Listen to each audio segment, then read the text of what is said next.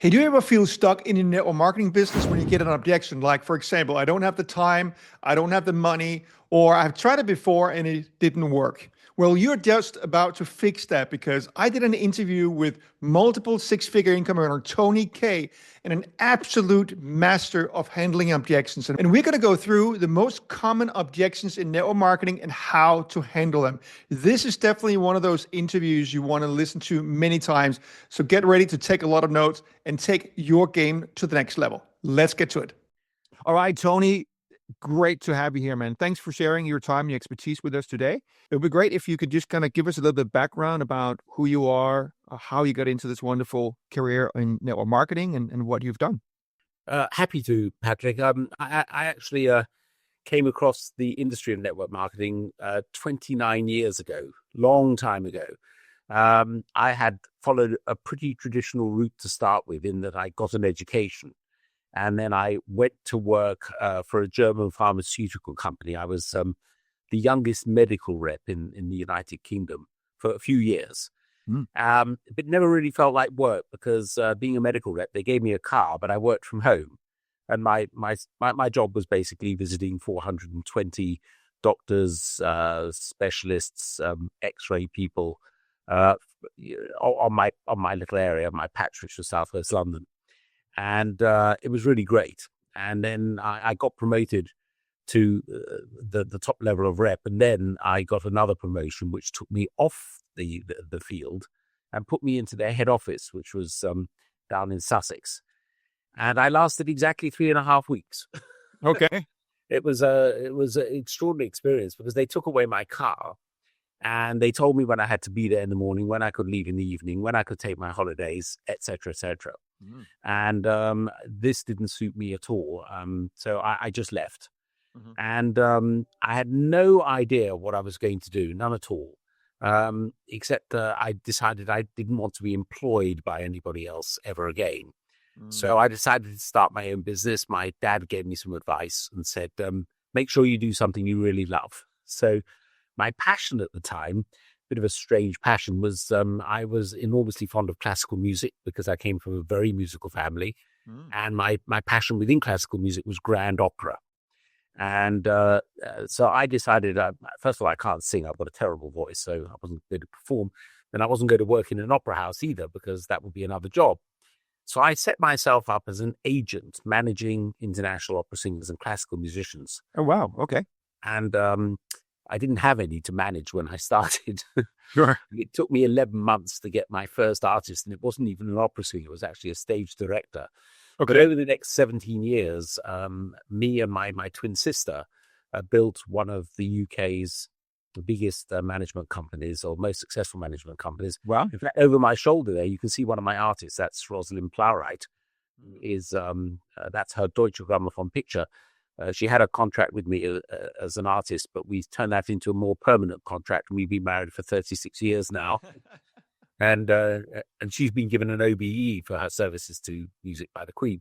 Wow. So that was a very successful business. And I would probably still be doing that today if in 1991, my best friend had walked into my house and introduced me somewhat atrociously to really atrociously to the industry of network marketing.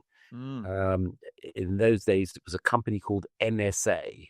Yep. And they were a company who made water filters. And he started off by showing me 3 of the worst videos I've ever seen. Now, bearing in mind that we were all new once. And I was just listening to twangy Americans trying to explain a compensation plan, which I didn't even know what a compensation plan was. So I didn't understand any of that. And then he stuck one of these water filters on my kitchen tap and blew the tap right off the kitchen sink. I kid you not, flooded the kitchen just at the moment that Rosalind came home and said, "What on earth is going on here?" And I said, "It's Pete. He's trying to show me some kind of business." And she picked this water filter up off the floor, which was lying there with the tap. And she said, "My sister's got one of these." She said, "It makes the tea taste like tea and the coffee taste like coffee." And I looked at Pete and I said, "She's doing a better job than you are, Pete." Yeah. So we bought the filter and oh my God. I thought that was my, the end of my association with what Pete was trying to show me. But no, 3 weeks later, he called me back and he said, I didn't do a very good job of showing you that business, did I? I said, no, not really. He said, well, there's this guy I want you to meet. Now, this is going to be very important, Patrick, for what we're going to talk about on this call. He said, there's this guy I want you to meet. He's making £50,000 a month, residual income. And I said, no, you mean a year, Pete. And he said, no, a month. And he'd like to meet you too. So I said, okay, I'll diarize some time for him. When do you want? He said, right, I need a couple of days. I said, what? I said, no, we should do it. He said, no, trust me. £50,000 a month is worth a couple of days of your time. So I flew back from Munich, where I was watching Rosalind singing that on a Sunday night to get to this meeting on Monday morning. Wow. Only to find out that it wasn't just me. It was me and 500 other people. Sure. I was thrown straight into one of their 2-day, trainings. Yeah. And the interesting thing about that experience was that I went in as one person and I came out as another. And I absolutely knew that was what I wanted to do the rest of my life. I knew that instantly. Yeah. And so I started, the NSA business part-time. And in a little over, I think it was 22 months, it was paying me 4 times more than the opera management business it had taken me 17 years to create. And the rest is history. I changed a couple of companies until I found the big one, which was, for me, was New Skin before it launched over here in the UK. I built a team of 35,000 people in 42 countries. I would still be doing that today if they hadn't brought in this rule that 2 people from different countries couldn't be on the same agreement. And my business partner was American and I was the English. And that was all to do with, homeland security.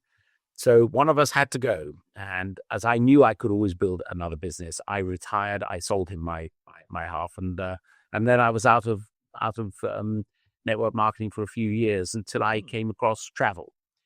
And travel has always been my number one passion. You can imagine that managing opera singers, I would spend most of my time in overseas countries, places like Italy, Germany, America, Japan, those sort of places. And, I used to love it, but I'd never seen network marketing in travel. And that's what I do, and happy doing even to this day. Nice. Amazing. So you've seen different industries, you've tried a lot of things. So you must have come across all the objections that you can imagine, which of course is what we're talking about here in this training program, is how to handle MLM objections, right? So before we get into the specific objections, I would like to take on, first of all, what does it take to become really good at handling objections in general? Like strategically or philosophically or the mindset or something like that. Give us a little bit of foundation first before we go into the specific, please. Well, so it's an interesting question, Patrick. Now, I'll tell you why.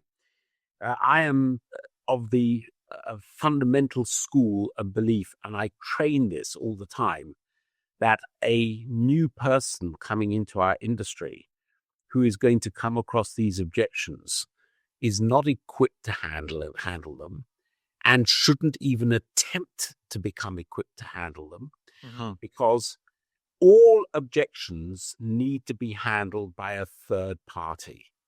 Now, if we don't get this clear before we get into the nitty-gritty of each of the objections that can come up, I'm afraid you're lost before you've even started. See, the whole process of success in the network marketing industry is the ability to duplicate a simple system. Okay. And I went through a 3-day training course, one-on-one with the late, great John Kaye, who wrote 3 of the definitive books on network marketing. And he taught me really just one thing in 3 days, and that was this spurious word called duplication, which I'm sure will be the subject of one of your other trainings. But he put into my head something that has never left me. And in fact, when I had to summarize those 3 days of training, because I love to do that, I love to compartmentalize everything, I wrote out a sentence, which I actually have on my wall here behind me, a little paragraph. And it just basically says, if 10,000 people in your 6th generation can do what you're doing, do it. And if 10,000 people in your sixth generation can't do what you're doing, don't do it. Right? And that is what he taught me in 3 days. Simple thing to say. Yeah. But my God, Great advice. It takes a real bit of understanding to get it. So, for example, I don't think that 10,000 people in your sixth generation, having just started a network marketing business, and let's say they're in their first 24 hours, they've written their list and they're making their calls, right? And they're getting as far as showing the presentation, then people are coming up and saying things like, on your list, I don't like MLM, or it's pyramid selling, or I don't like selling, or whatever else it is. They're not equipped to handle that. But somebody in their team who's been in a lot longer than they have is. And the subtle difference, and this is, to me, one of the areas that most people trip up on in the beginning of network marketing, is if you don't hand the call over to a third party right at the moment when somebody comes out with a statement or an objection, you're lost, because what you're going to get into is an argument. Yep. And you don't want to do that. And can I just say, in defense of everybody who's probably made that mistake, I did that. And I found the very people that I was arguing with at the very beginning were my mother, my father, various friends, because I got it. I got it in that 2-day training. I'd heard all the little sort of things. But instead of giving it to an expert, I try to handle it myself. Yeah. And so how do you lead them to that expert? How do you lead them to the upline? Like, say they come up with objections, how do you then deflect away from yourself and get them introduced and open to a conversation with your upline? Well, that is a great question. And it really is a great question, because it is the missing link for most people when they get started in network marketing. And it could be that they haven't got a very effective upline, or they don't know who the people are above them. And all of this has to be covered. This is a business we're in, Patrick. This isn't a game. Yeah. And I know sometimes people think, because in today's world, to get involved in network marketing is incredibly inexpensive. Now, my company, the most you can pay to have a business that'll make you $5,400,000 in a year is $300. I mean, that's a joke.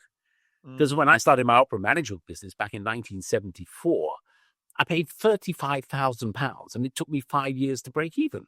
Sure. That's business. If you were to start a restaurant today, you'd be in for 150,000 to £250,000. It's going to take you 7, 8, 9 years to break even. But to put $300 and break even in your first 3 days. Sure. You see, that's a whole different psychology. So coming back to your question, how do you do it? You prepare each call when you are about to contact somebody and they are watching the presentation. While they're watching the presentation, you need to have your mobile phone with you, and you need to be WhatsApping or contacting your immediate, your upline or your expert, and saying, okay, this presentation is going to finish in 20 minutes, and I'm going to need you to be standing by. Okay. So the question you asked me is, how do you then get them to the expert? Yep. And the answer is always the same. And I still do this today after 29 years of being in the business, and you've put me in the position here of being an expert.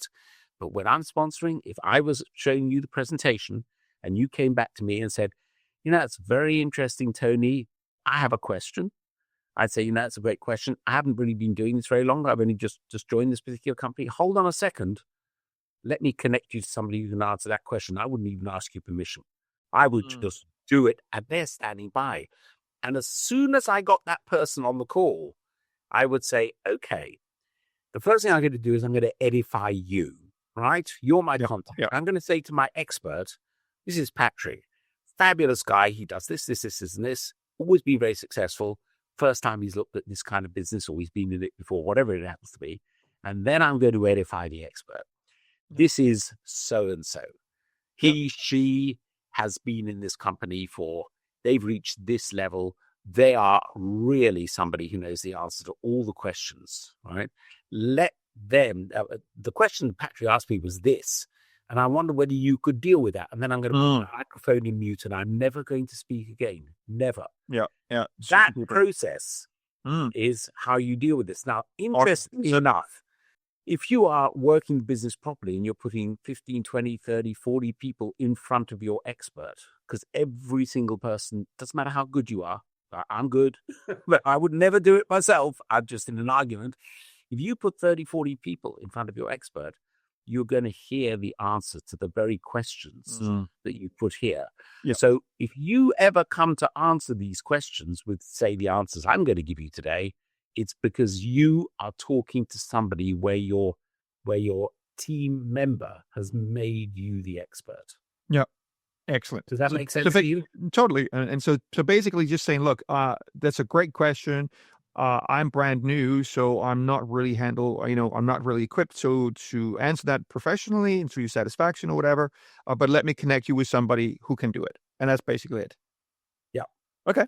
That's basically it. Super. Now, the second part, and this is the subliminally concealed part of duplication.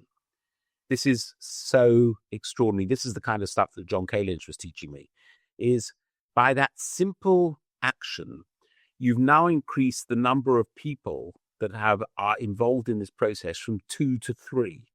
I was always taught in network marketing that people don't actually join the business. I know they sign up, but trust me, they haven't joined the business until they went through that experience I went to in the 2-day training, where I was sitting in a room with 500 people.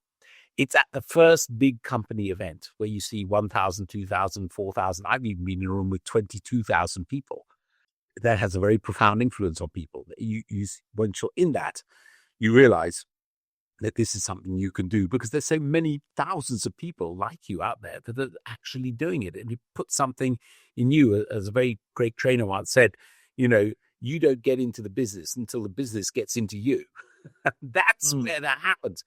But what happens with duplication is if you increase the numbers from 2 to 3, the other person who doesn't know the first thing about the business is thinking, well, wait a minute. He couldn't answer my question, but he had somebody on the team who could. Mm-hmm. So if I get one of these questions, then I've got someone on the team who can answer them as well. Yep. Can 10,000 people in your 6th generation put someone else to answer the questions? Yes. Can 10,000 people in your 6th generation answer all the questions themselves? Absolutely not, and especially not at the beginning.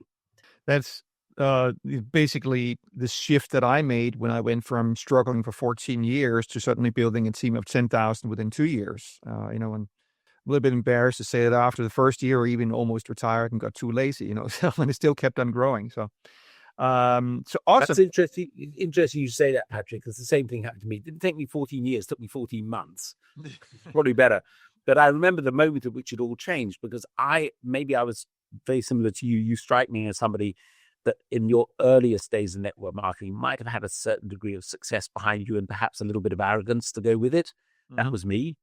And so when I saw these kind of people who were making money in network marketing for the first time, from sort of policemen, electricians, city dealers, every single kind of lorry drivers, they're all doing well. My attitude was, out of my way, folks. I'll show you how this is done.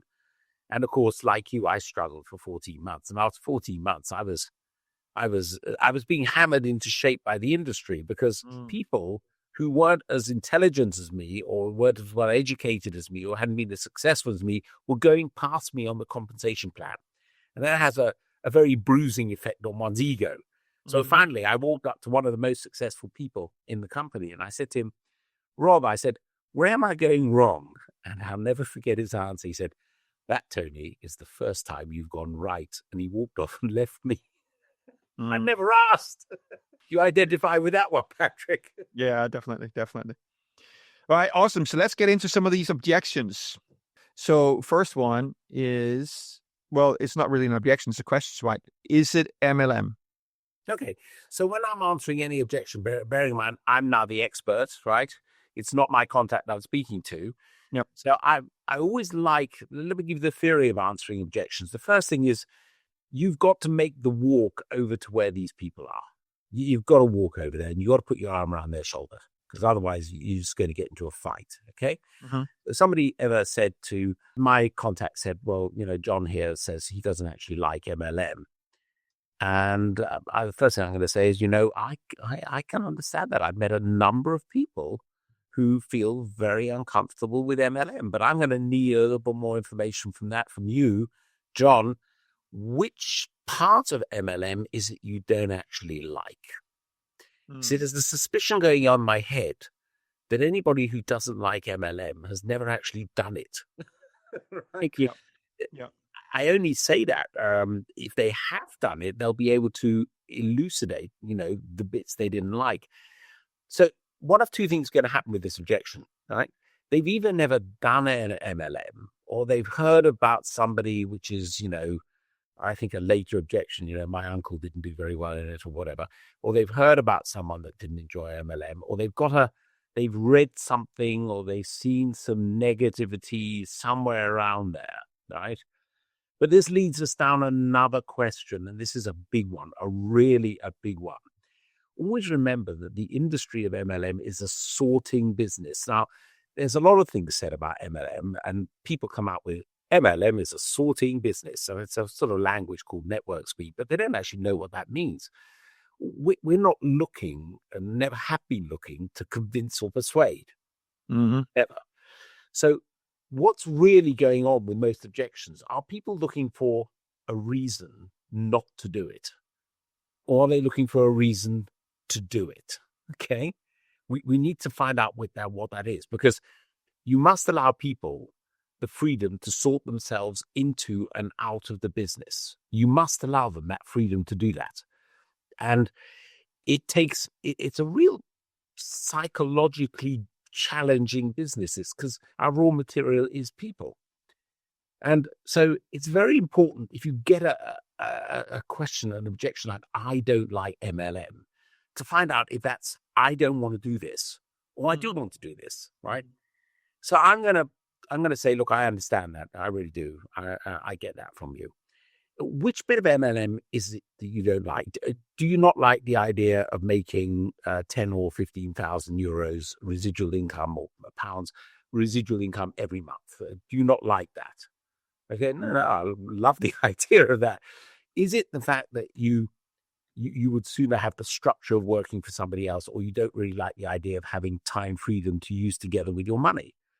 See, every network marketing company in the world can offer everybody the same thing, which is, if you build a big distribution network with our company, we will be able to give you a residual income of this amount of money and time freedom to go with it. Those are the two raw ingredients for life. So I always ask people about M&M, which bit is it they don't like? Is it the time factor, or is it the money factor? I've never had no to any of those. Nope. So if they say they like those, I said, well, that's what's being offered to you today. If you like both of those things, are you trying to tell me that you simply don't want to do this as a business? And you're a little bit too embarrassed to say no to your friend. Yeah. Okay. That's what I want to know. I'd say, because your friend will be much happier in the long run if you say no now, rather than sort of keep them waiting. And we're going to come back to this again when you say, I want to think about it. Same sort of thing. If you say no now, because they can simply call the next person on their list. And John, you've got a pretty big list there, haven't you? He says, yeah. And then remember, the far more powerful thing than hope of gain is fear of loss. Okay. And my last line to them would be, well, look, we're looking for people who want what we have to offer. We're going to have to spend a lot of our time and our energy making sure that you know how to do this business properly, so that you can build a team of your own, so you can have financial freedom and time freedom. Now, if you want us to invest the time in you, you've got to want this as much as we do. In fact, more than we do, right? Because I could never spend my time with somebody who doesn't want this, because if I had to convince you to join, I'd have to convince you to stay. And I'm very straight with them, and I just guide them through that. But I've started, the structure is always the same. I understand. I've met many people who feel like that. What is it about our business you don't like? Is it the money? Is it the time? Okay. Let's say they say, I just don't like pushing things on my friends. I don't like selling things to my friends. Great. Okay. Well, that's another thing that I completely and utterly identify with. And strangely enough, so I'm now with them. When I look back over my entire network marketing career, it was my very, very best friend who showed this to me, right? And 29 years later, I don't think a day goes by when I'm enjoying myself in the business. And I think, thank God Pete walked into my house and flooded my kitchen. Thank God. I mean, he made a terrible mess of the whole thing. But at the end of the day, we will never, ever sell this to our friends. What you need to understand is we have a great gift here. It's a gift of being able to offer somebody the two raw ingredients for a perfect life: the money to pay for things and the time freedom to go along with that to enjoy those things we pay for. Okay. You need time freedom to spend time with your family.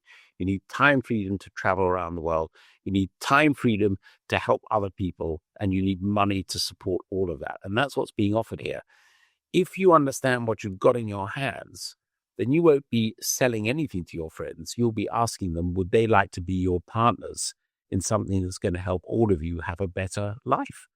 And I'll tell you what, this business will sort your friends out for you. They'll show you, the friends of the friends that you have that are real friends, and the friends that you have that may even be people that, without you knowing, are holding you back in life. It's a tough one. Or are you just trying to say to me that you simply don't want to do this? So you'd like to stay with the structure that you got in your life at the moment? Because your friend will really appreciate it if you say no now, because he can get on to the next person on his list. And you see, we're back in the same thing. I'm always going to finish with that question. Okay. All right. Excellent. Well, I don't allow fence sitting because was it Confucius who said, "Man who sits on fence gets splinters in his ass"? Okay. That's a great one. Is that something you actually say to a prospect that is on the fence? Well, I certainly say it to my team. Yeah. When the I'll think about it, which is one of the most common objections to come up. And let's be very, very, very clear about the "I'll think about it" objection. Hey, before we get to the rest of the interview, I have a favor to ask of you. If you're the kind of person that want to take your network marketing business to the very top, please consider subscribing and liking, because the more subscribers and likes we get, the bigger we can scale the show, the better guests we can get on the show to really help take your business to the highest level. So with that out of the way, let's get back to the rest of the interview. Because after a presentation, there is nothing to think about. Okay, let's be clear about that. A presentation should have enough information for somebody to at least ask enough questions to be able to get to making a decision. And I think we've all been in the business long enough to know that anybody who thinks about it usually doesn't get involved in the business. Yeah, true. So, true. What I like to do with "I'll think about it" is say, I've met many people who have said exactly the same thing to John, but I think John here would be really, really happy if you could actually get to the point where you could make a decision. You see, what John has offered you is the two raw ingredients in life, which are going to allow you to design the perfect lifestyle. Now, John is showing you a vehicle, which if you attach maybe an hour a day to, you can build up, as I did, over, a couple of years, and you'll find it paying you a residual income of many times more than what you're earning in a job at the moment, giving you time freedom and financial freedom to live the life that you want. So have you got any questions for me that you need answered before you make a decision, yes or no? Or is this your polite way of telling John that you don't want to do this? And we're back there again. Always back there. Yeah, okay. That's brilliant. I don't think I've ever heard anyone handle objections this way. It's really, really powerful. And you're also very direct with people. You're basically kind of forcing them to make a decision, but in a very, very polite way, while you're putting the picture of financial freedom and money freedom into their mind. And it's absolutely, I love it. Absolutely love it. Well, you see, you've made a very interesting point there. You say I'm very direct with people. When people are new in the business, they feel they've got to convince people to join them. They feel, and they really do sell to their friends. That this is where these objections come from. It's from raw recruits doing the business extremely badly.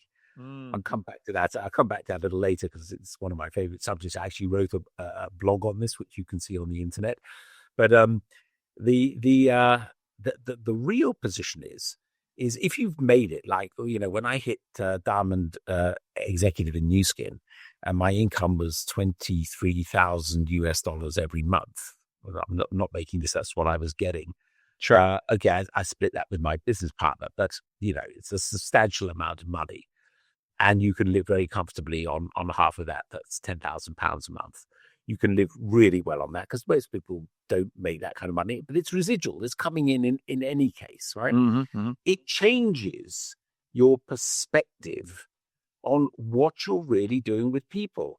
I said that we are in the sorting business, not the convincing business, which means that when that experience happens to you, you can't afford to waste your time with people who are not interested in that particular business. So I'm only ever interested in finding out if people have got the vision, have caught the vision from the presentation they've seen, and realize that with expending an hour of their time per day, doing nothing more than learning how to invite people to see a presentation, and having seen a presentation, to then put them onto a third party to answer the questions that are going to come up. The toughest thing to do then is for the expert to be able to answer the questions in such a way as to make sure that they're always reinforcing the message from the presentation. And I've already said that every network marketing company in the world can offer the same thing if you build a large distribution network with them. Mm-hmm. The word "if" is an interesting one there, because not all companies are created equal, as I'm sure. That's very, very, very true, unfortunately. Well, okay, it's brilliant. I'm learning so much here. So let's move on to the next one. So if they say, I've tried it before and it didn't work. Well, yes. Yes, well, you sound like me in my first 14 months of the business. So you see, I put my arm around them immediately. I tried it before and it didn't work for me, actually. But when I looked at what was going on in the company itself, it was working for so many other people that I had to make a decision. Was it the company that was getting it wrong, or was it me? And regretfully, when I finally got my own ego and arrogance out of the way and went to actually ask somebody where I was going wrong, that took me 14 months to do, by the way, he turned around and said to me, that is the very first time you've gone right. And I realized then that a lot of times new people come into our business and they expect amazing results in the first 2 or 3 weeks. So my first question to you is, when you tried it before, exactly how long did you try it for? Now, I'm going to get an answer that's going to be somewhere between 2 days and 3 weeks, maybe. Yeah. Yes. They're really persistent, because we all know that the first 90 days in network marketing is that's the crunch time. If you can get them beyond 90 days and you can get them to one of the big events, I mean, that should generally keep them going for another year, which is what it takes to learn the network marketing business. So when they come back and they say, a week or 3 days or 3 weeks, whatever else that is, I'd say to you, if I was training you to be a police officer, for example, have you any idea how long you'd have to go to Hendon for to learn the basics of being a police officer? The answer to that is it's 3 months. You're stuck in this place and you learn everything. Then you're seconded out to a station and you're not even a full constable. You are an associate there. And you have to do 6 months, working in teams and being on the ground there. So minimum nine months before they make you a constable, right? 9 months, right?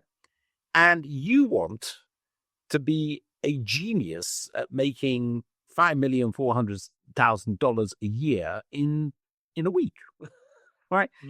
Are you sure you gave yourself enough time here? Because I would say to you, if you were joining my team, and I know John has put you onto me, but if you were joining John's team or my team, I'd say, unless you commit to the process for a year so that we can train you and allow me to teach you how you do the basics of the business, which is just inviting people to see a presentation and then putting them onto a 3-way call to get their questions answered. If I can teach you that and you can do that for a year, then and only then will I accept that, that you have a problem, that the problem is not your challenge, but a challenge with the company. Mm, mm. Fantastic. Absolutely. And I assume that it would be more or less the same, maybe, maybe not, if they say, well, my uncle tried it and it didn't work. Well, kind of like sort of did that before.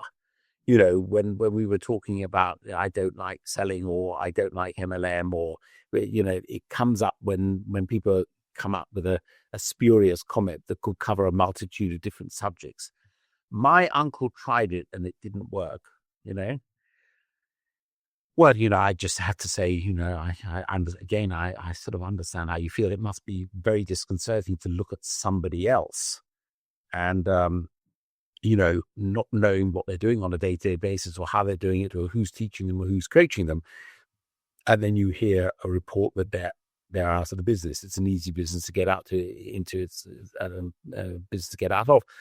But I said, I mean, surely that would apply to almost every business under the sun. In my opinion, there are people, let's go back to the police again. There are people that go to Hendon, and let me tell you, they don't all graduate. But does that mean that if you were at Hendon and somebody got kicked out of the course because they didn't make the grade, that you would then simply walk away from the police force because it didn't work? You know that there's tens of thousands of policemen out there. They've gone through Hendon and they've done it. Equally, in the network marketing industry, there are millions and millions and millions of people around the world who are using this business to supplement their income. $100 a month, $300 a month, $1,000 a month, $10,000 a month, even $100,000 a month. There are millions of people doing this. So the business works, and maybe your uncle just needs to be retrained. Let's, if you decide to join us, let's put him on the top of your contact list and let's show him how he can make this work. Okay. Brilliant. It's awesome. All right, let's move on to the next one. It's a pyramid scheme. My favorite. I remember I was actually one of the meetings. I was actually not there, but one of my team members told me about this. The guy in the middle of a presentation stood up and literally said, "This is a pyramid scheme and it's illegal. You should all be arrested." I mean, it wasn't quite like that, but that's exactly what happened to me. Yeah. And interestingly enough, as long as there's been network marketing, there's been this objection. And I think the first thing for people to know, although I never talk about this when I'm dealing with the objection, I mean, how I deal with this objection is going to shock everybody on this call. It's going to shock you too, right? Nice. But as long as the thing is, what one needs to understand is that illegal pyramid selling grew out of legal network marketing. And if you ever sit down with somebody and train them what the difference is between network marketing and pyramid selling, okay, if you actually show it to them on a whiteboard, the only thing that the two have in common is that they're built in the structure of a pyramid. Mm-hmm. That's the only. I'm just giving you this as background because this is what's in my head. Sure. Right? Yeah. And but every business in the world is built in the structure of a pyramid. So there's nothing wrong with the structure. It's how you use the structure that determines if it's legal or illegal. Because pyramid selling, the product or service moves from the top to the bottom, and the money moves from the bottom to the top. But in legal, legitimate network marketing, every single person in the structure deals with a company, which is not at the top, it's onto one side, and they utilize the product from themselves. They all pay the same fixed wholesale price, and if there's a retail opportunity, they retail it to people outside of the structure. So it's a traditional direct sales operation.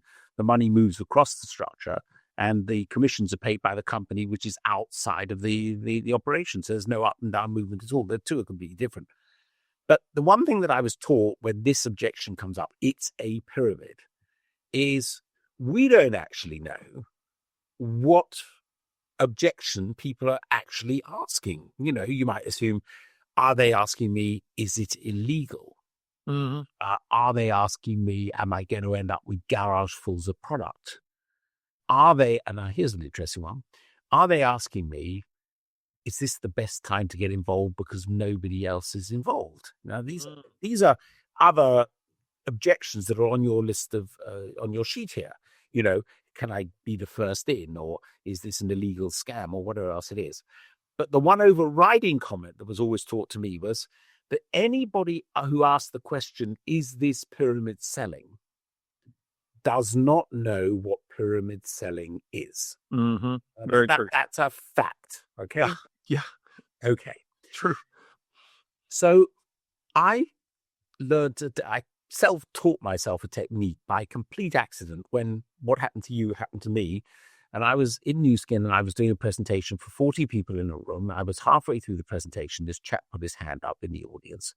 And I said, could we save questions until the interval? Because I'd like to get through to the end of the presentation, but we'll get back to your question. I got to the interval, end of the product section, and I said, we always took a 15-minute break. And I said, we're going to cover the business after that and business and how to get started. And I said, if you've got any questions, people wearing the silver pins here, they can get your questions answered for you. And this guy stood up, just like yours did. And he said, no, I want to ask my question now. So I said, go ahead. He said, is this pyramid selling? And I looked at him and I went, yes. Are there any other questions? No. Let's take a break. And I got off the little dais there, the little podium, and I walked over to my sponsor, fabulous guy who was team elite Hawaiian Blue Dam. It was his house. It was in St. George's Hill in Weybridge. And he said to me, Tony, he said, are you completely mad? And I said, no, I don't think so. I said, one thing I've always been taught, Peter, is that anybody who asks that question doesn't know what pyramid selling is. So I didn't really know what question he's asking, and I'm not going to get involved in a discussion about illegal pyramids and legal network marketing if all I can do is say yes. Because, in time, if he really wants to ask me what his real question is, he probably will, right? And Peter was very dubious about this. But then about a minute later, this chap walks over to us and he says, look, he goes, do you think I could sign up right now before the how to get started training? Because I want to get in before any of these guys. So I said, yeah, who invited you in? He said, well, was that fellow over there? And I said, well, you go and see him and he'll get you registered and, high five, welcome to the team. I looked back at Peter and I said, he's trying to sort himself into or out of this business. We didn't know that. But if he was looking for a reason not to join network marketing, he would have taken my answer and said, okay, it's a legal pyramid, I'm out. But he was never going to be in any case. So I'm sorry to say this, Patrick, but every time somebody asks me that question, I just say yes. And I wait, and then I say, have you any other questions, or are you ready to get started? I love it. That's awesome. Okay. I don't know what to do. Otherwise, I'm second guessing what the question's really all about. So what you're telling me is that it's illegal. Oh, right. Now I understand. Now we got a whole different kettle of fish. Well, in the case of the company that I work with at the moment, we are trading in 128 countries, including countries like Norway, Japan, and Germany. These three countries, I only mention them because they have the toughest trading laws in the world. And do you think they would grant a license to our company if we were in any form of illegal activity? Not likely. So you can rest assured that you're doing this completely legally. And when you're in the team, I'm going to explain to you a little bit more about that. All I need to know is now, as I've said, are you ready to get started? You're looking for an excuse to get out of the business and, you just didn't want to let your friend know. And you save that directly. Are you just looking for an excuse? Always.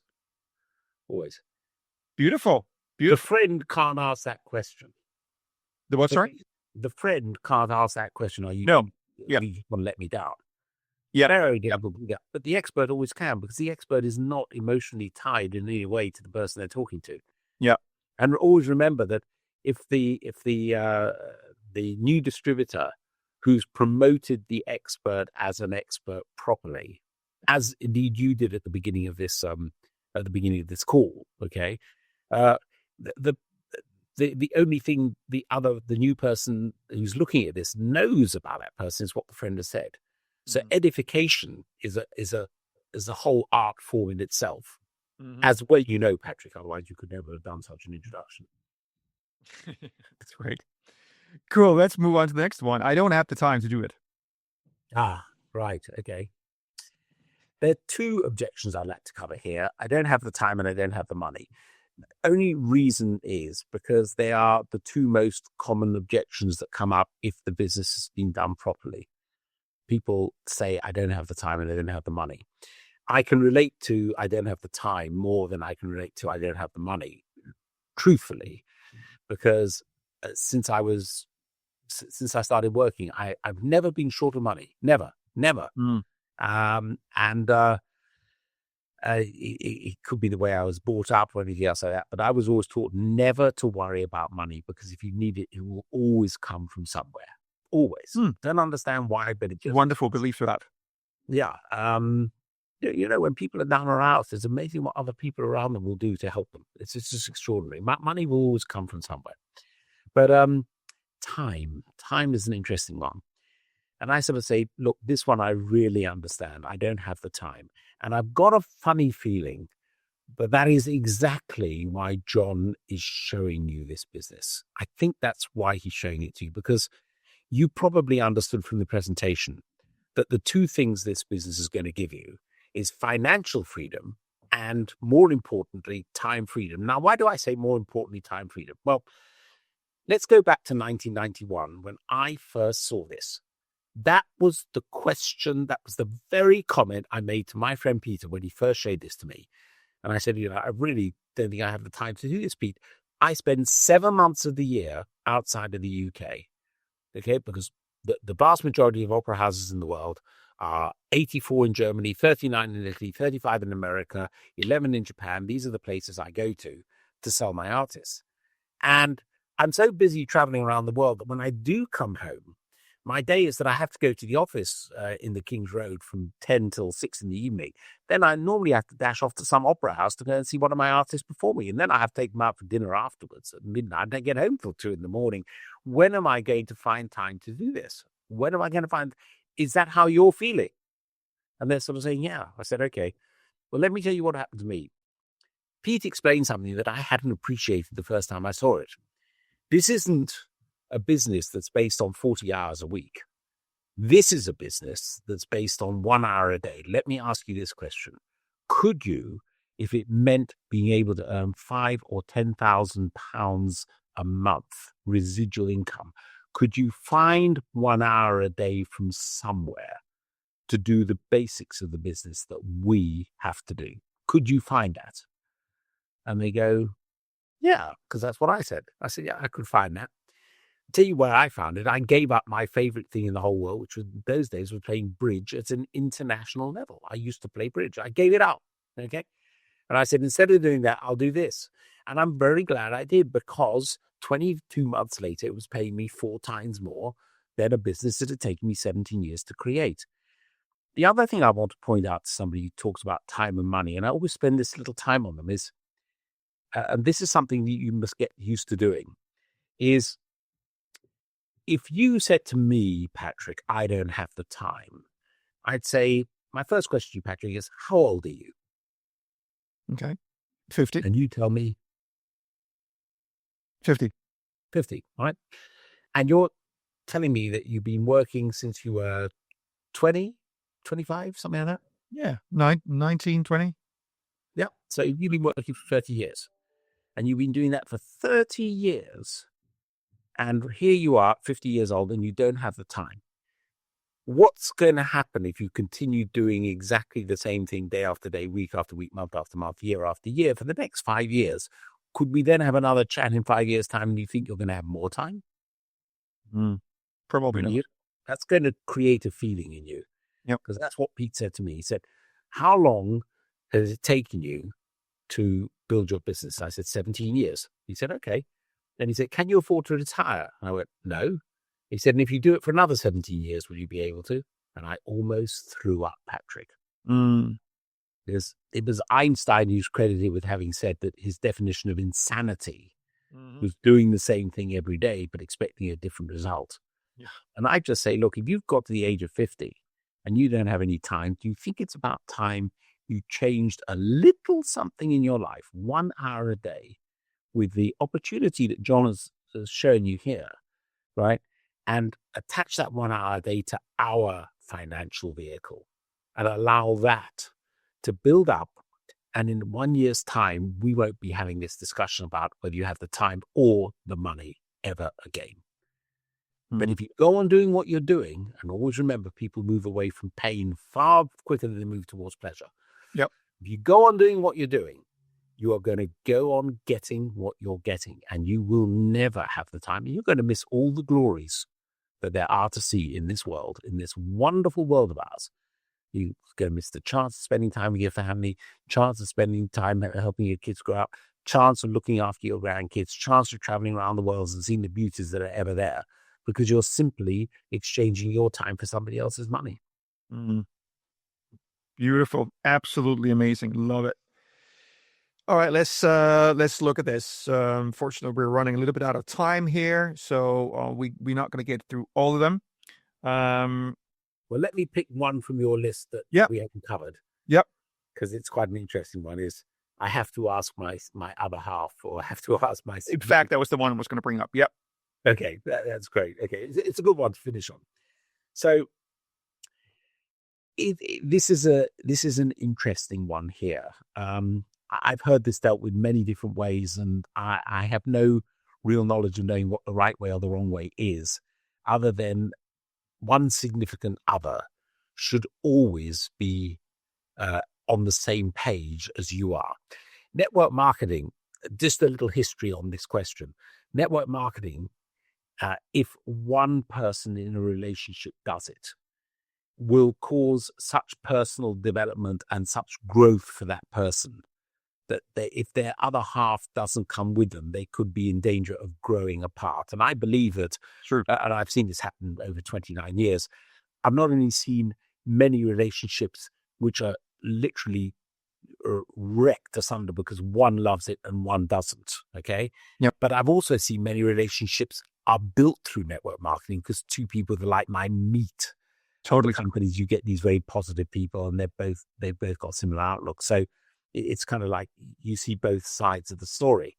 So when somebody says, I have to ask my spouse, my general answer for that is, I think that's a great idea. I think we should do that. Okay.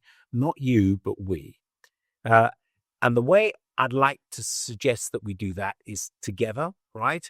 And the way I'd like to suggest we do it together is that we get your spouse to sit down and have John here show her the exact same presentation that you saw. In fact, all I want you to do is to say to your spouse, look, darling, I've seen something that I think could have a very positive impact on our lives, but I can't explain it. I can't.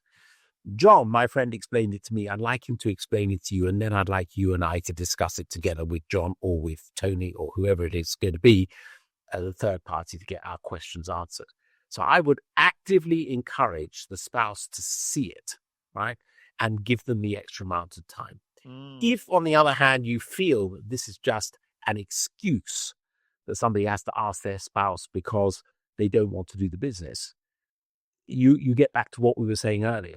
Are you just saying that you have to ask your spouse because, or are you saying that you'll think about it? It's exactly the same thing.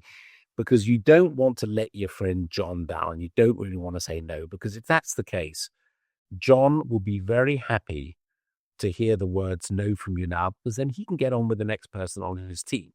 And don't feel bad about doing that. We're not here to convince you to join, because who needs convincing when what's on the table is plenty of income and plenty of time freedom?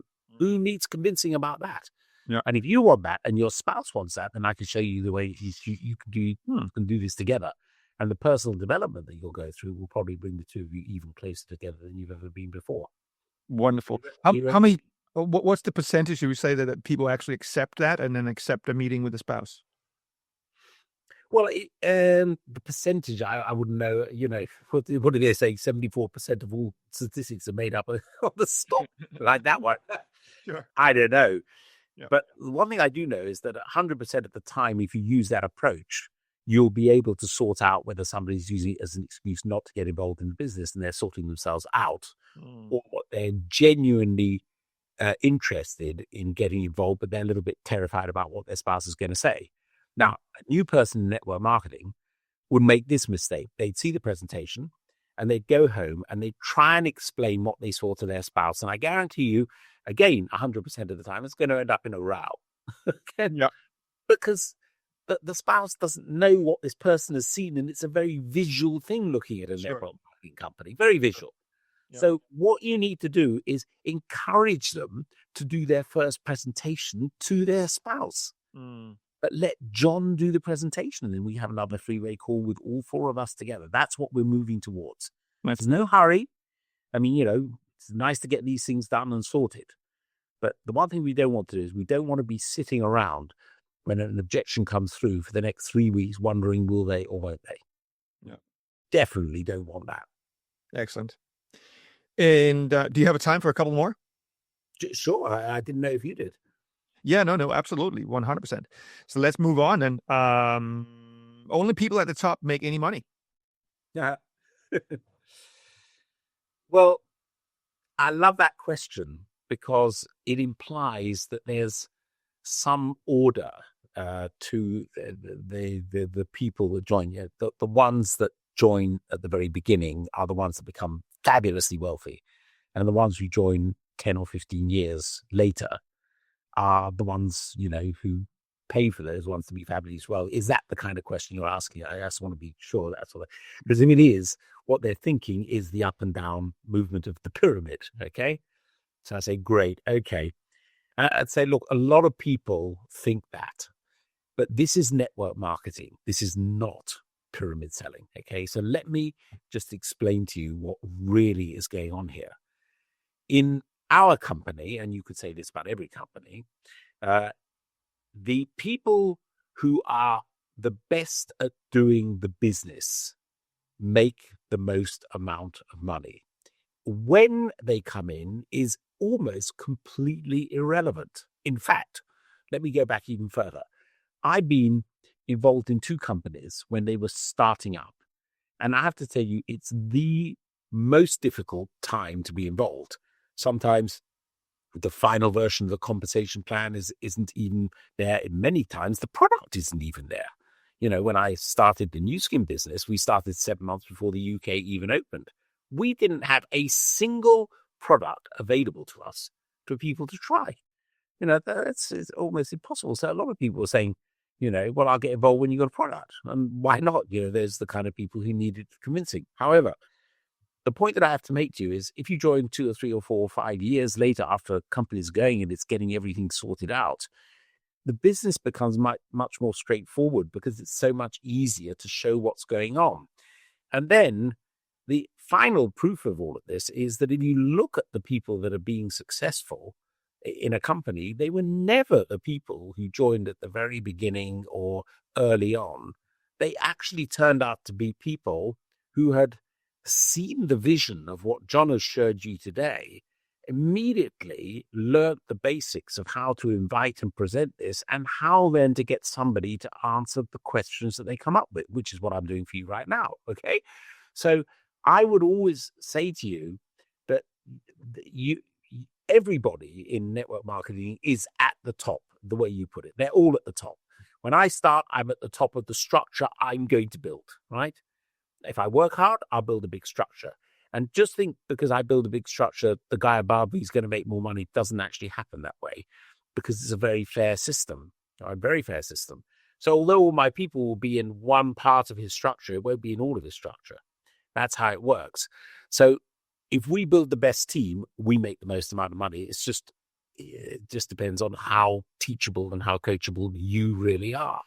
So let me ask you, are you a teachable and coachable person? And they say, yes. Say, great. Well, with that explanation, are you ready to get started? Now, I just want to come back to that last sentence. The number one reason in the whole of network marketing that people don't join is that people forget to ask them. Yeah. Mm-hmm. So if after all of these, if after studying this tape and doing all of these answers and getting the answers absolutely fluent with your mentors and your third party, right? You don't get to the end of answering that question and then saying the magic words, "Are you ready to get started?" Followed by the even more magical direction, which is to shut up and say nothing else because the first person who speaks loses, right? Mm. If you don't do that, then, you're going to miss an opportunity. You have to do that. You have to do that. You always have to ask the question, are you ready to get started? Mm. This is Fantastic. my company. This is And it's a tough question, right? In the beginning, I mean, you sound like you're kind of a naturally born communicator, salesperson, but I'm sure that it's going to be challenging for people to ask that question in the beginning because they're basically afraid that they're going to get a no. well. Right. You just raised an objection, which is really interesting, Patrick. It could be in one of these things here. Say, I can see why you're successful, but I can never be like that. Okay. But these people didn't see me back in 1991. Okay. I didn't, I wasn't trained in sales. You know, when I was a medical rep, I know representatives sell things, but we didn't. We were not allowed to sell anything because we had to convince our doctors to prescribe a product. So I walked out of the surgery. I had no idea they were going to write, you know, Eugynon 30 on the prescription list as opposed to Ovran 30. You know, I didn't know what they were going to write. It was going my companies or Wyeth's or whoever it was going to be. But I had to sit there and I just basically had to explain the benefits and the scientific papers and the studies and everything else that were done. And then say, you know, would you be prepared? I had to ask the closing question, would you be prepared to prescribe the product? And whether he said yes or no, and they always said yes. I still didn't know whether they were because there was no way of measuring that. The point is that at the end of the day, where people are looking at a presentation to determine the course of their life and future, right? It's a nice thing to do, a friendly thing to do, to ask them, are you ready to get started? It's a bit like when you have a little cocktail party at home and you have a little plates of little nice things to give them. And you go up to somebody, you hold the plate under there and you say, would you like one? That's a close. That's a close question. It's a very natural thing to do. They can say yes or no. If they say no, are you going to cry your eyes out and jump off the balcony? Of course you're not. You're going to take the plate round to the next person and say, would you like one? And some will, some won't. So what? Doesn't make any difference. Yeah. It's the same with us. We're going to speak to 20, 30 contacts initially in the first couple of weeks, fine? Sure. And at the end, we're going to show 20, 30 people the same presentation. That's great, man. This is something I've been teaching. Look, if I take 3,000 people to Covent Garden and I stick them in that amphitheater, in that theater, and we all see the same opera, they're going to walk out and I'm going to get 3,000 different opinions. The only constant in all of this was the opera that they saw. That was the same for everyone, but the opinions, I did like the tenor, I didn't like the tenor, I did like the production, I didn't like the production. These are different people with different ideas. That's what we're dealing with in network marketing. So to avoid all the emotions and the ups and downs, to avoid all the challenges that one gets with a network marketing business, is try and remember that each presentation is the constant and you're going to get 3,000 different answers. It doesn't matter what the answers are. They're all the same. They are either talking somebody into being part of this or not being part of this. And you can't take any emotional responsibility for what they decide to do. So are you ready to get started? Would you like one? Same thing. Easy to do. Beautiful, beautiful. And in fact, you brought one up before, like, I don't think I can do it. What do you answer to that? People say, I don't think I can do it. I say, well, actually, that's something I hear quite a lot of. And let me say to you right at the beginning, at this moment in time, I know exactly how you feel. I really do know how you feel. I don't think I can do it.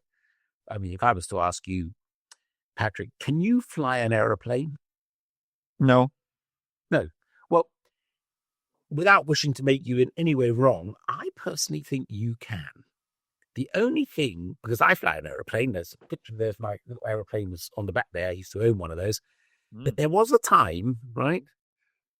Let me put it off here. There was a time, got my little logbook. It's my Air Tours flying logbook. Nice. And it says here, wait, after that, you've got to get past all the notes and things. And it says here,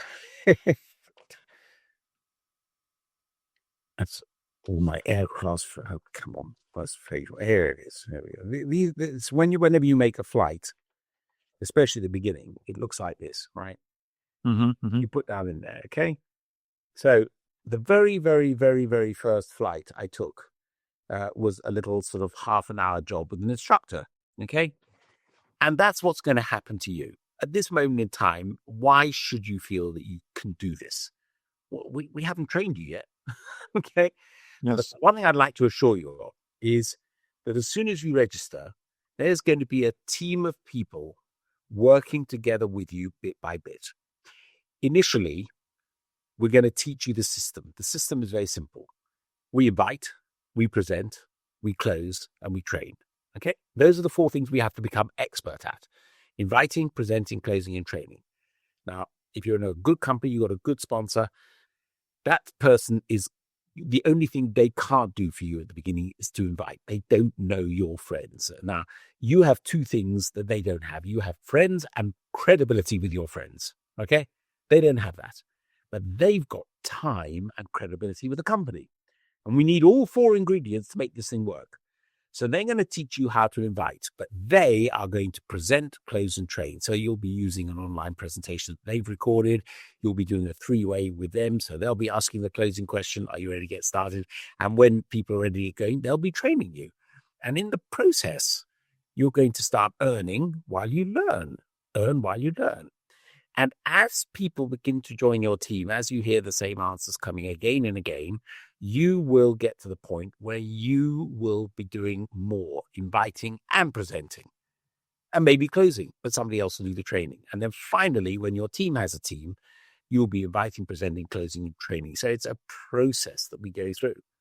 The only question I have to ask you at this stage is, as all you have to do is learn how to invite, we're going to teach you how to do that. Do you think you're ready to get started? Okay. Good. Awesome.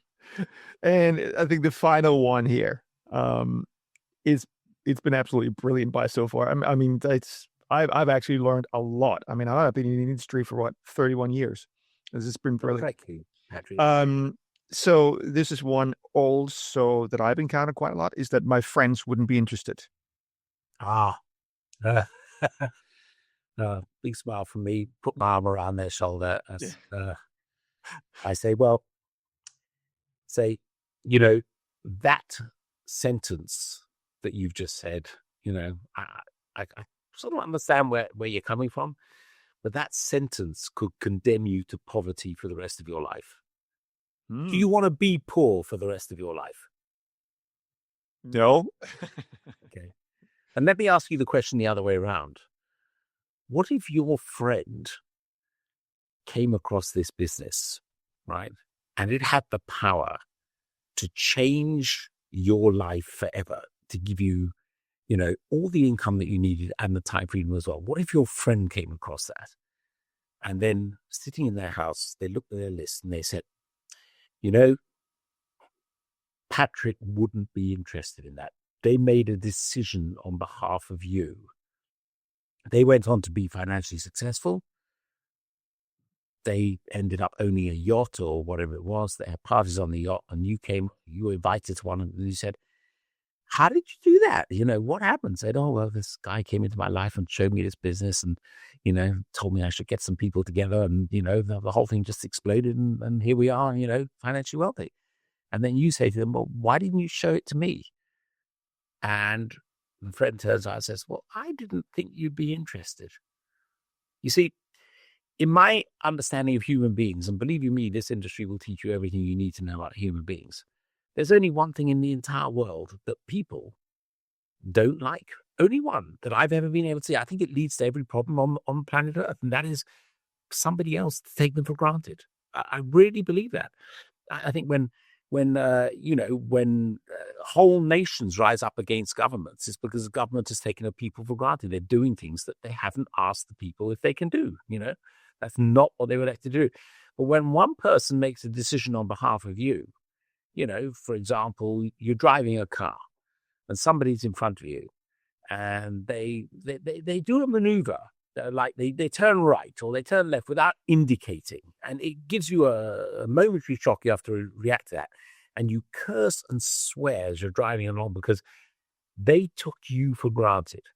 But if they're going to make the same maneuver and they give you, 5 seconds warning by their indicator light, or you can see they're slowing down, you never give it a second thought. And there was a very interesting documentary once done by the BBC a long time ago about a guy who interviewed two people on neighboring flats on the fourth floor. And in one case, he was just there.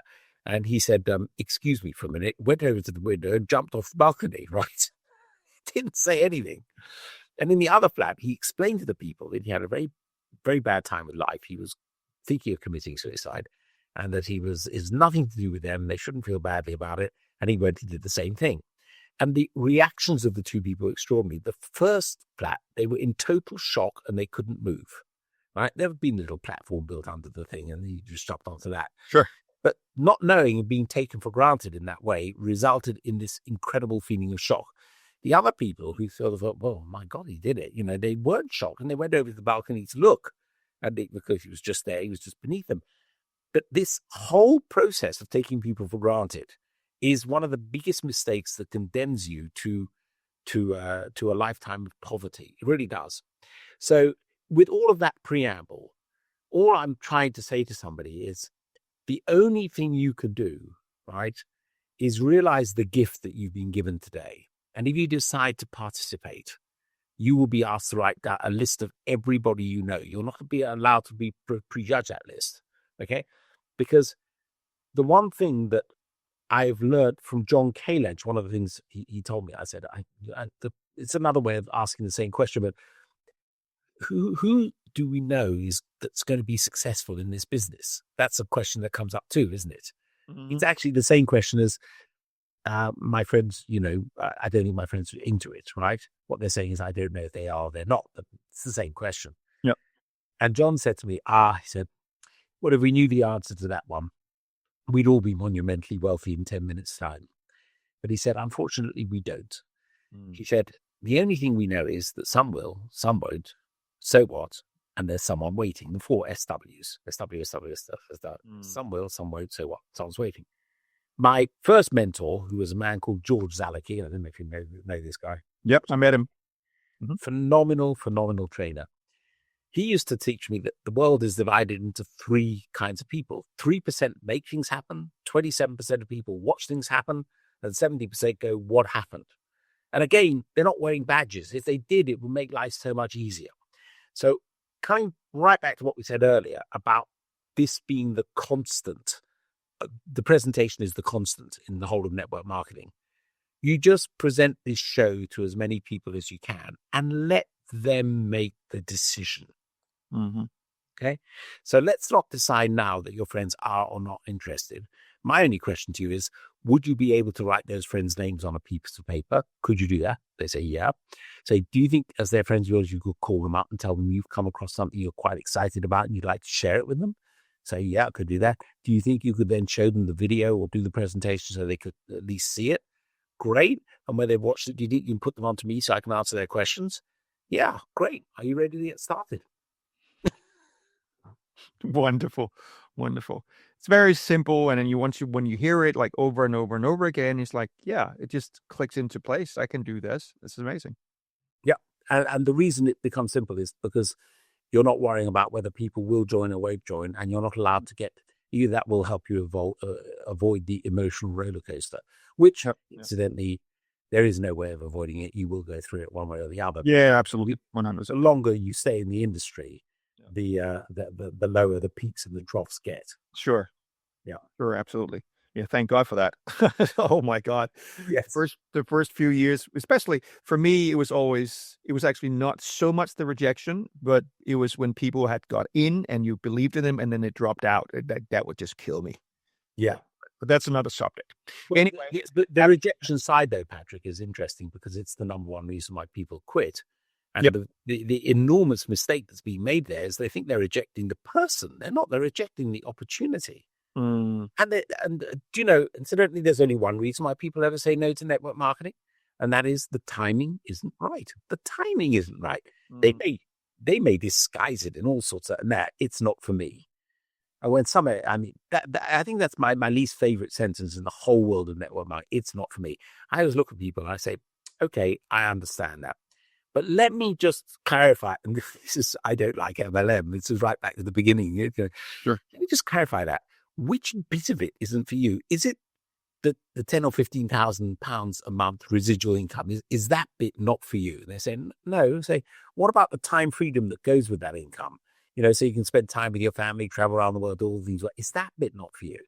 They say, no. So which bit of it isn't for you? Because your friend John here is offering you the two raw ingredients for life, the money to live it and the time freedom to enjoy it. That's what's on the table there.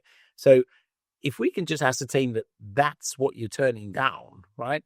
What other bit is it that isn't for you? And I'm going to try and coax out of them the real objection behind the objection. Mm-hmm. Mm-hmm. Are you just looking for a reason not to do this? Because if you are, that's absolutely fine. John will be delighted to hear that from you today. Maybe you're a bit worried about letting him down, but don't worry. He's ready for that. He's ready for you to say no, because he's got another list of 29 people. He's going to call the next one on his list. Not go on to become successful, and you'll go on, doing what you like doing, which is, working for a structured organization without having the opportunity of time and financial freedom. That's fine, right? But just tell him no now. If he goes, don't want to get involved, and we'll get on. John will call the next person on his list. That's brilliant. Awesome. Or are you ready to get started? That's awesome. Love it. So, Tony, it's been incredible. Before you give me the last word, like, where can people find out about you? Where can they connect with you online and all that kind of stuff? Gosh, well, being 68, Patrick, I managed to get my profile up on places like LinkedIn, and of course I'm on Facebook under J. Anthony Kaye. That's how I title myself. Get me on Messenger. And then, we can always have a chat with people through any of those. So welcome to. It's J. Anthony Kaye. J. Anthony Kaye. Yeah. J. Anthony Kaye. Yeah. That's me. Perfect. Anything you would say as final words to inspire people, or give them an extra little tip or something like that? Well, first of all, there is a blog I've written, which is called Why Everyone Should Have a Network Marketing Business. I'm a passionate advocate of this industry. To me, the industry is like, if you become a great tightrope walker, okay, there could be the day that something will go wrong. We've experienced an annus horribilis this year with the coronavirus. It's been just the most, for many people, a horrible year. 2020 has taken away their ability to move and to travel and to see people and be with their loved ones and everyone else, because there's a virus, running rampant out there. And yet the industry of network marketing is blossoming. It's one of those industries that's doing really well in this thing, because, of course, we're sitting at home. You and I are chatting on Zoom. We can present over Zoom. We can introduce people to the future. It doesn't matter what their objections are now. Things will change. That's the only constant in life. So I'm passionate about this industry and how I can help people. I see it as a safety net for that tightrope walker, because many people this year lost their livelihoods, their jobs, things that have been. Look at my own industry of managing opera singers. The biggest management company in the world, which was established back in 1920s, called Columbia Artist Management, and they owned everyone in America. They went out of business. Really? Wow. They went. Well, of course they did. There's not a single opera house open anywhere in the world. Yeah. They're all closed. They had no income. They had massive offices, huge numbers of staff that had to be paid. Believe me, the rent collectors on 57th Street in New York are not going to. They just disappeared overnight. The only agencies that survived were the one-man bands working from home with 20 or 30 artists. They could just about survive in this situation. All the big ones had to shed off millions of staff and have to close down their offices. No one saw this coming. But if you had a network marketing business producing maybe £1,000, £2,000, £3,000, £4,000 a month, you'd have been perfectly happy. Perfectly happy. So you're talking to someone who's passionate about the industry and what it can do for other people. My advice to everybody out there is give it a year, see what it can do for you, and then help as many people as you can become successful. Brilliant. So, folks, let's leave it with the words of Zig Ziglar. Our industry, which is the only way to achieve success in the network marketing industry, is to help enough other people achieve success. So if you're somebody who likes to help people and you're somebody who likes to see other people doing well in life, then you will do well as well as a result of helping them. Hey, I would love to know what you liked most about this interview, and also what is your biggest challenge in network marketing. I'll do my best to create content that will help you with your specific challenges.